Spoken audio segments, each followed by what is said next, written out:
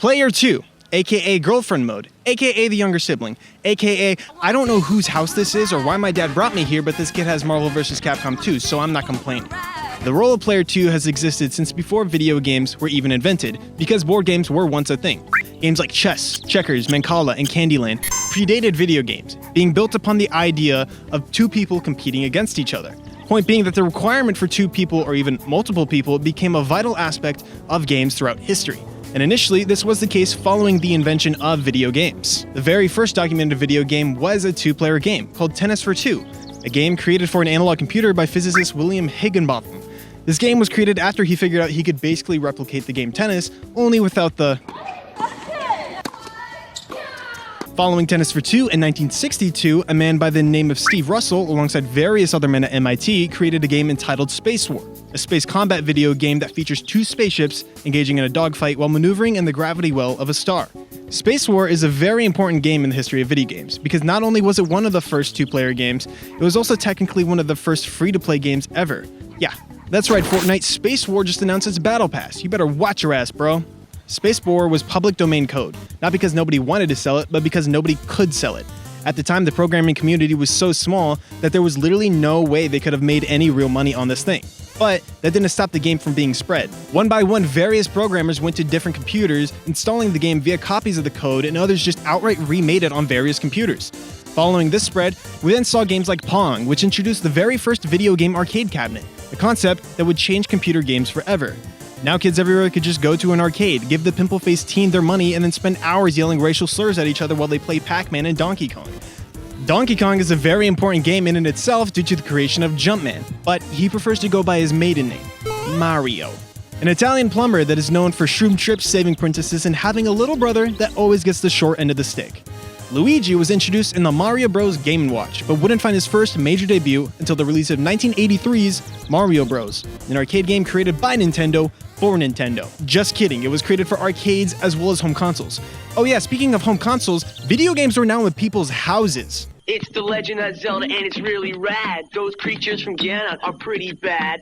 Octoroks, Tectex, Levers too. But with your help, our hero pulls through. The Atari 2600, the Nintendo Entertainment System, and the Sega Master System, home gaming would increasingly get bigger and bigger as the years went on. Through these home consoles, signature two-player games would come into effect at your own house, including TMNT, Mario, except this time there's a bunch of them, Streets of Rage, Golden Axe, and the list goes on and on. The point being that during this time, the role of Player 2 was firmly established. The second player was a companion to aid the first player upon their journey. Or they might have been the direct antagonist in a friendly game of competition. Or they would have been next up in the case of Player 1's failure. This in turn brings me to the troubled world of Player 2. When put into the role of Player 2, you are automatically put into a hierarchy of sorts. Allow me to explain. Immediately, it is just made clear that you are not as important as Player 1, or at the very least, it kind of feels that way. I mean, even just inherently with the names. Don't even get me started on Player 3 or 4. But we know that is not true in most cases. Allow me to put this into perspective for all you single childs out there. More often than not, the older sibling would possess the role of Player 1. The Mario, the Master Chief, the Donkey Kong, the Sonic. As a younger sibling, you were just expected to take the role of Player 2. The Luigi, the Arbiter, the Diddy Kong, the Tails. As the middle child of 4 brothers, I have an interesting experience relating to this. For the majority of my childhood, I was the sibling that would take on the role of Player 2 or 3. But following the absence of my 2 older brothers in the later years, I found myself inheriting the role of Player 1 against my younger brothers.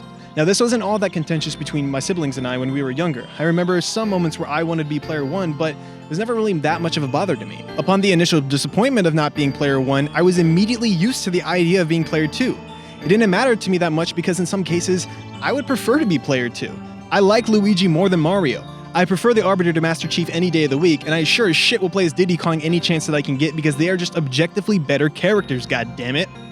Anyways, back to the topic of hierarchy, it was just unanimously understood that Player 1 goes to the eldest sibling, then the next sibling is Player 2, and then after that, it's Player 3, and so on and so on. But there is absolutely nothing wrong with that.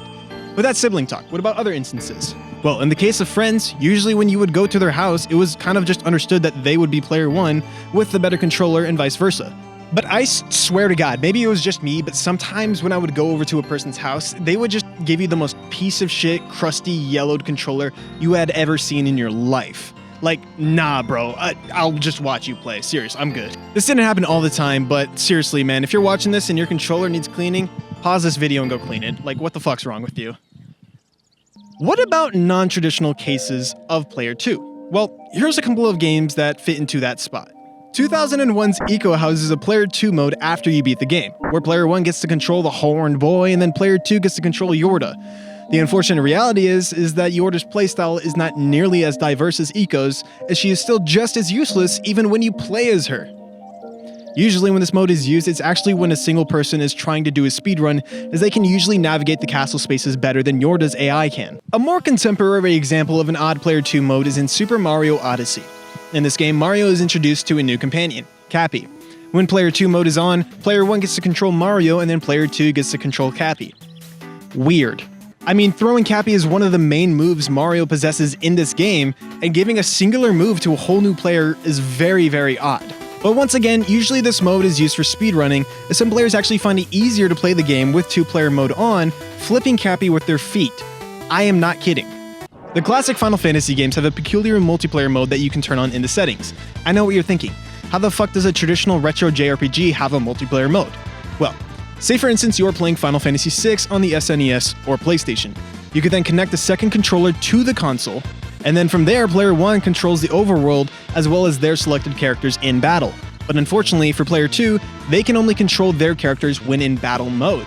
This mode was so obviously tacked on at the last second as just an idea that could have potentially gone somewhere without altering the fundamentals of the game. I can picture it so vividly, trying to play this game with someone and it just not working out. Not only as Player 2 do you have to sit and watch the other player have fun exploring, but you only get half the combat experience as well. And on top of that, if you make a shitty move, you're literally just gonna get yelled at. But as I wrap this video up, I would be remiss not to mention the big-ass stinky elephant in the room, or in this case, I guess the outside.